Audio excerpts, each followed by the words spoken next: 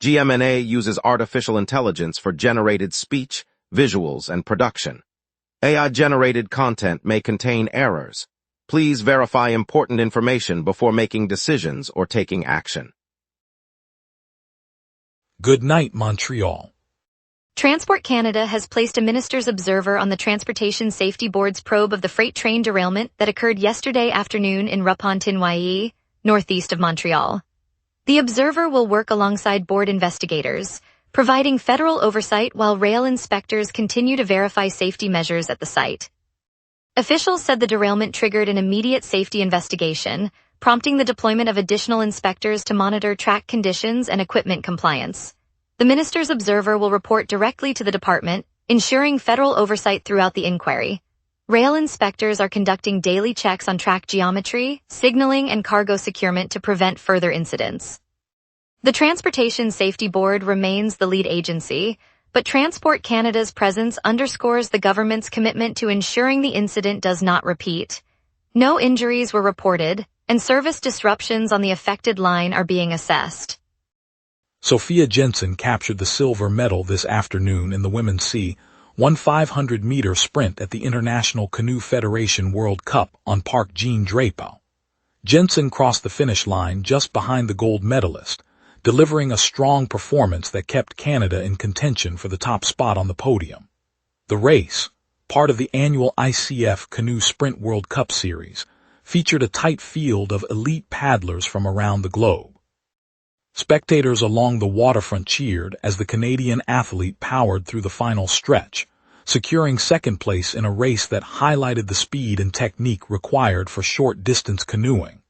Jensen's result adds to Canada's growing presence in the sport and sets a promising tone as the World Cup continues with upcoming events later this week. The World Cup gathers athletes in both kayak and canoe disciplines, testing speed over short courses. Premier Christine Freichet announced today that the Quebec government will establish a dedicated project office to oversee a reconstruction of a 5-kilometer segment of Route 132 between Delson and St. Constant. The plan calls for a 4-lane urban boulevard that includes dedicated lanes for public transit, cyclists, and pedestrians. The new office will coordinate design, procurement, and construction, aiming to deliver the upgrade as a final gift to voters in the Sanguinet riding. The announcement comes after the recent provincial election, during which the Premier pledged a series of infrastructure improvements for the South Shore. Officials said the project is expected to improve traffic flow, expand transit options, and encourage active transport use along the corridor. Funding details were not disclosed, but the government indicated the timeline will align with the province's broader South Shore development agenda. An 11-kilometer stretch of the Metropolitan commuter rail has been shut after inspectors found the recent construction was poorly executed. The closure, which began today and will continue through Monday, hits a heavily trafficked segment of the network, stranding thousands of riders who rely on the line for work and school trips. Transport officials said the shoddy work compromised track stability and forced an immediate stop to ensure safety. Alternative bus shuttles are being deployed from downtown stations to the outer suburbs, but commuters are warned of longer travel times and crowded vehicles. The interruption comes at a peak travel period, with many passengers heading to the city's summer festivals and weekend markets. The province's transport ministry has pledged a rapid review and corrective work, though no exact reopening date has been set. Riders can check service alerts before heading out. At 4 a.m. this morning, the Institut de la Statistique du Québec released its latest population projections for the province. While Quebec's total headcount has continued to climb, the new forecast predicts uneven growth across regions. Several areas are slated to experience a net loss of residents over the coming decades, even as demand for housing remains elevated province-wide. The projection highlights that while certain rural districts are expected to shrink, demand for new homes continues to climb in urban and suburban markets. The report emphasizes that housing pressure will persist despite demographic declines in those specific zones. Officials said the divergent trends could shape future planning for transportation, schools, and municipal services. The ISQ data will be incorporated into upcoming provincial development strategies as policymakers assess how to balance growth and housing needs across the varied landscape. Coming up, a look at the surge in Quebec emergency rooms and what it means for patients, plus our top headlines. We will be right back. Watch the local sunset tonight at 6 p.m. for all your local Montreal news. Welcome back. I hope you're refreshed. Let's dive into today's headlines, and now over to Rachel for the local stories you need to hear.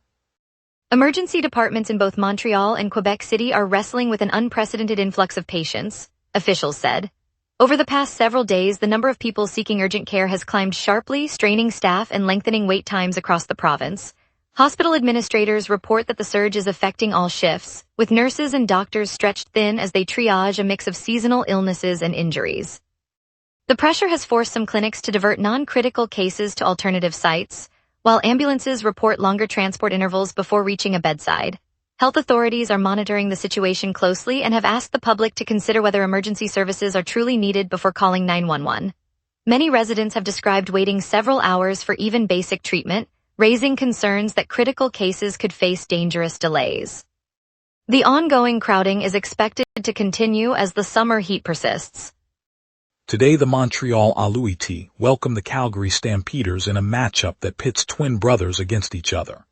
Tyson Philpott, one of Calgary's primary receivers, lines up opposite his brother Jalen Philpott, a leading offensive weapon for Montreal. Both brothers have been key contributors all season, with Tyson ranking among the league's top targets and Jalen regularly moving the ball.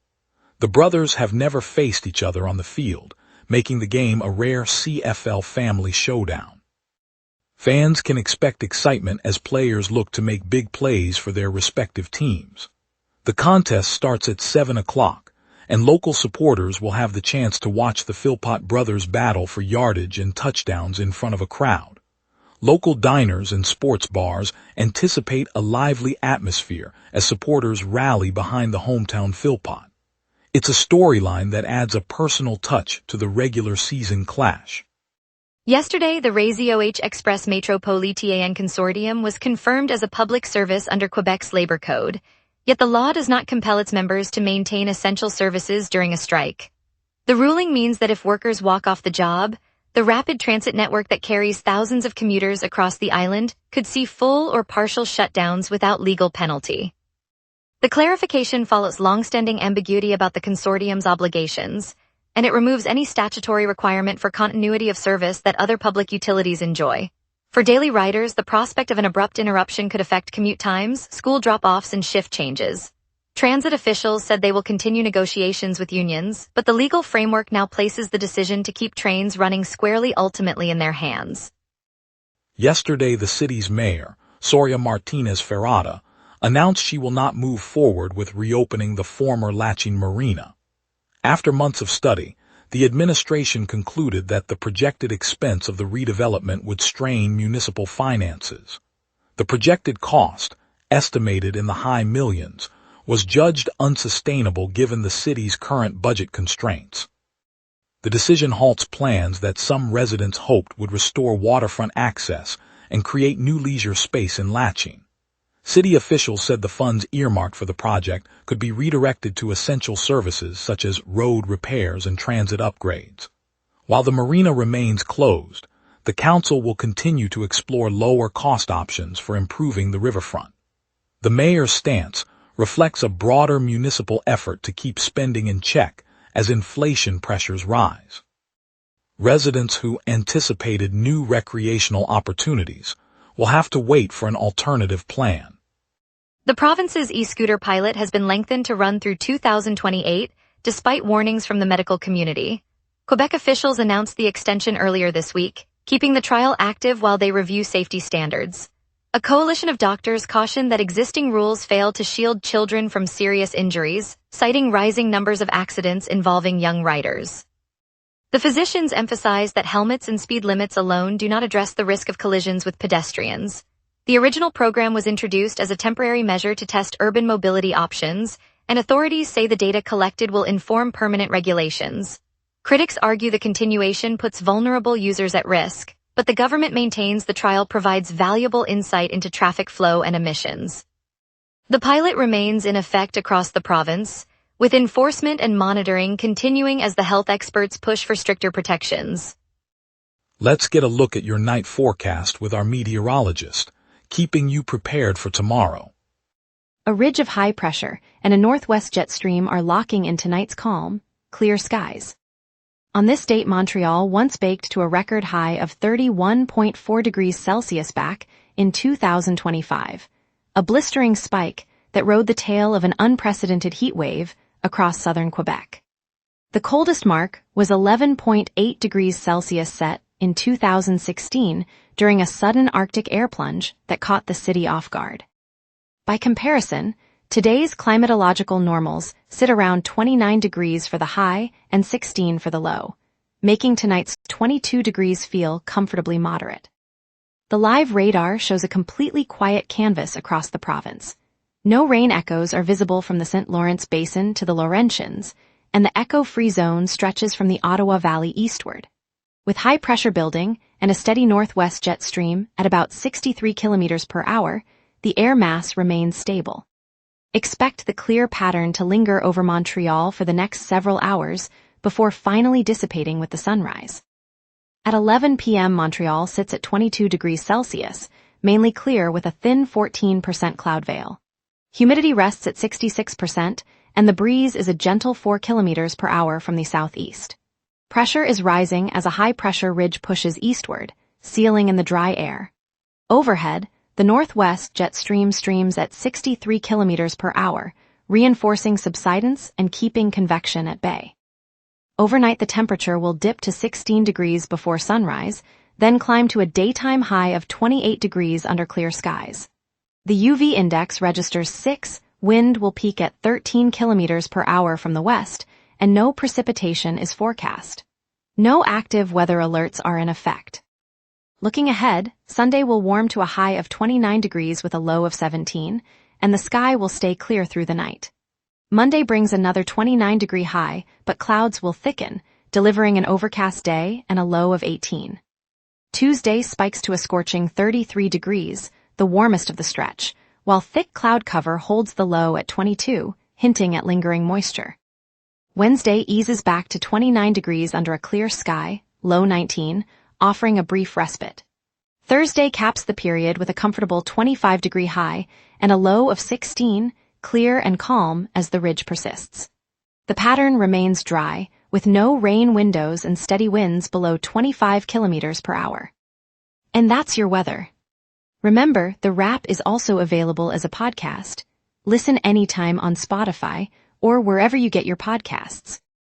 After the weather, we'll break down today's traffic, preview tonight's Bell Center concert, and spotlight the Chamber's new business grant.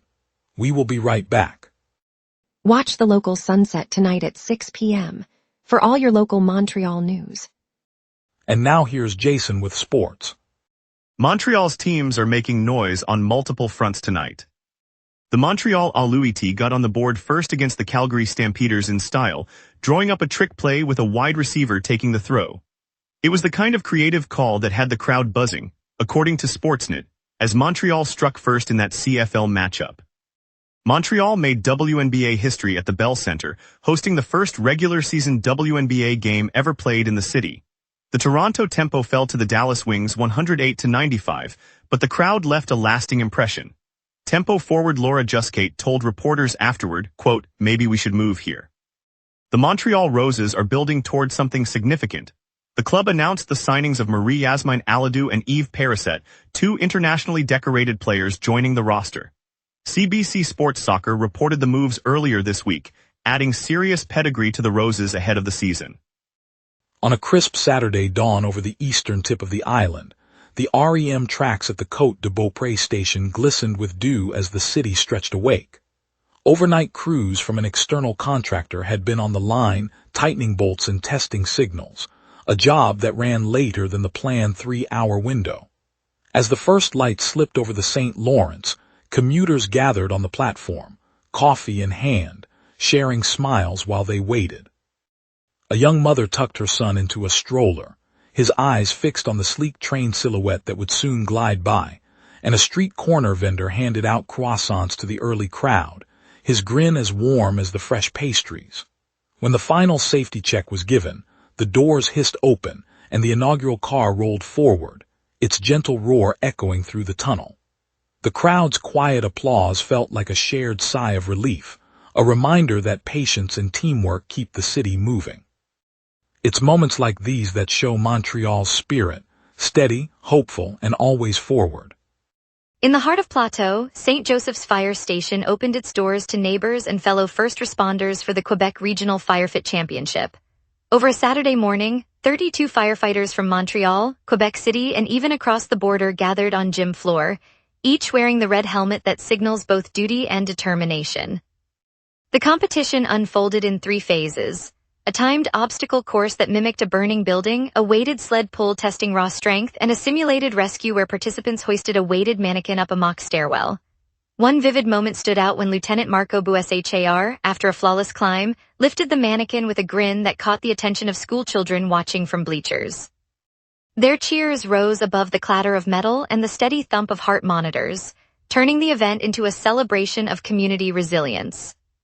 When the final scores were posted, Montreal crew claimed first place in team category, a triumph that felt less like a single squad's victory and more like a reminder that the city's safety rests on collective effort of many.